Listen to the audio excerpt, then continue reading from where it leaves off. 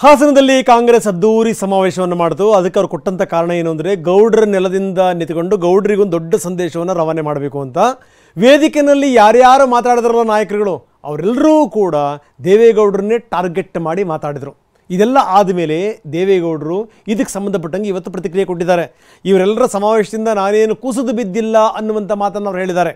ಅಷ್ಟೇ ಅಲ್ಲ, ಸಿದ್ದರಾಮಯ್ಯ ಯಾವಾಗ ರಾಜಕಾರಣಕ್ಕೆ ಬಂದರು ಅಂತ ಪ್ರಶ್ನೆ ಮಾಡಿರೋ ದೇವೇಗೌಡರು ಸಿದ್ದರಾಮಯ್ಯನವರ ಬೆಳವಣಿಗೆಯಲ್ಲಿ ನನ್ನ ಪಾತ್ರವೂ ಕೂಡ ಇದೆ ಅನ್ನುವಂಥ ಸಂದೇಶವನ್ನು ಕೂಡ ರವಾನಿಸಿದ್ದಾರೆ. ಇದೆಲ್ಲದರ ಜೊತೆಗೆ ವೆರಿ ಇಂಪಾರ್ಟೆಂಟ್ಲಿ ಮುಂದಿನ ದಿನಗಳಲ್ಲಿ JDS ಪಕ್ಷದ ಜವಾಬ್ದಾರಿಯನ್ನು ನಿಖಿಲ್ ಕುಮಾರಸ್ವಾಮಿಗೆ ವಹಿಸುವಂಥ ಸುಳಿವನ್ನು ಕೂಡ ದೊಡ್ಡಗೌಡರು ಕೊಟ್ಟಿದ್ದಾರೆ.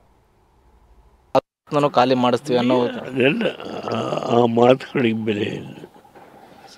ಯಾರನ್ನು ಖಾಲಿ ಮಾಡಿಸೋಕ್ಕಾಗಲ್ಲ. ಯಾವಾಗ ಸಿದ್ದರಾಮಯ್ಯ ರಾಜಕೀಯಕ್ಕೆ ಬಂದ ಜಾಲಪ್ಪ ಬಂದಿದ್ದೆ ಬೇಗ. ಸುಮ್ಮನೆ ನನ್ನಿಂದ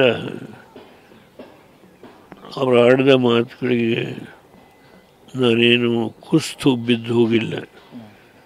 ಅಂದರೆ ಆರೋಗ್ಯ ಲಿಮಿಟೆಡ್ ಅಂದು ಯಾವಾಗ ಸಿದ್ದರಾಮಯ್ಯ ರಾಜಕೀಯಕ್ಕೆ ಬಂದ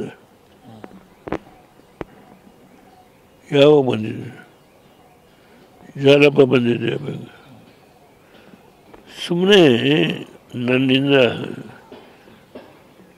ಅವರು ಆಡಿದ ಮಾತುಗಳಿಗೆ ನಾನೇನು ಕುಸ್ತು ಬಿದ್ದು ಹೋಗಿಲ್ಲ.